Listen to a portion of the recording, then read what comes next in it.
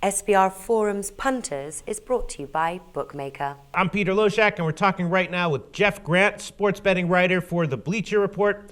And Jeff, I assign you a lot of games. Most of the games I assign you have tough to impossible lines to find value with. This one, though, I assigned you USC at Washington. Washington's a 12-point home underdog. In my opinion, this was just a gimme. I just threw you a softball. Washington plus 12 at home is the obvious side with value. I assume you agree. Tell me why.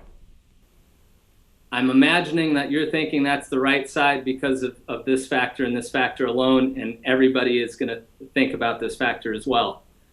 Stanford beat USC, and Washington beat Stanford. Well, I'll tell you actually why I think it is. I just think that USC is overvalued in general right now, and especially when they go on the road as a double-digit favorite.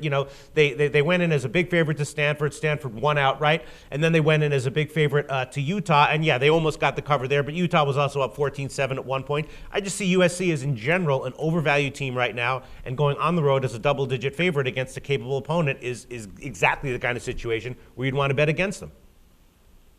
I'm not sure that USC is overvalued due to past performances. They haven't been very good against the spread this year. The odds maker obviously had them overvalued at a premium price, being the top-ranked team in the country, and then they slipped, obviously, against Stanford. So I'm not sure if they're overvalued because don't get blinded by that result in Utah. First off, it was a midweek game. They went down 14-0 in the first 3 minutes of that game due to bad offensive line, center snap exchange between the quarterback and the center.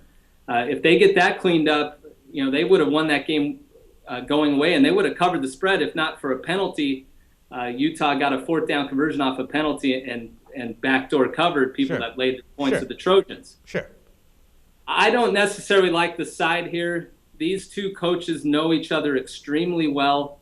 They spent 5 years at USC under Pete Carroll and Norm Chow, their offensive coordinator.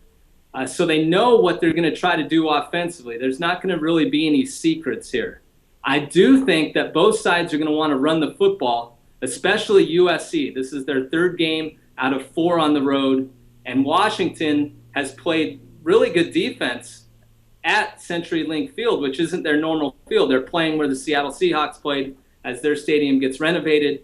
And a key factor, if you're looking to play against the Trojans, Peter, and rain's in the forecast, there's a 60% chance of rain. Yes, I got that myself. USC, here's your statistic, Peter, to lay it on Washington.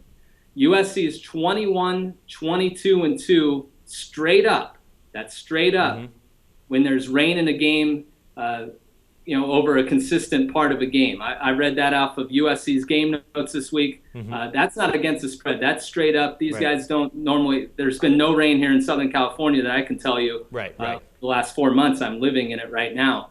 But I'm going to look for the under. I'm going to play the total in this game and go under the points. Yep, I completely agree with you on the under, and I'm still liking Washington a lot. I think Washington and the under are both great bets here. Thanks, Jeff, so much for doing these previews with us.